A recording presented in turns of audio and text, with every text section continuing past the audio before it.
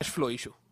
Okay, and I want to talk to you about how to think about profit and how to approach your business in such a manner so that profitability is more likely. Okay, I think of profit. When people ask me what is profit, I tell them it's the difference between two numbers: revenue and expenses. So if your revenue exceeds your expenses, you're profitable. And then look at me funny, as if I have, and I think I've said something profound.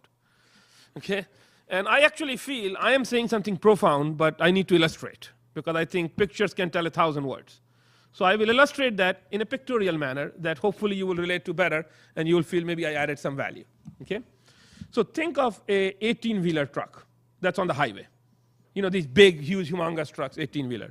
So there's an 18-wheeler truck going in the front. We'll call it revenue. Okay? Then there's another 18-wheeler truck right behind it, okay, that we'll call expenses. Okay?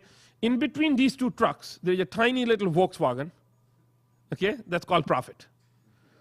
Okay? So you got this 18-wheeler in the front called revenue, then this got 18-wheeler in the back called expenses, and there's this tiny little Volkswagen sandwich in between called profit. Right? So if your revenue truck, slows down, and your expenses truck doesn't, what happens to your Volkswagen? It gets crushed, right?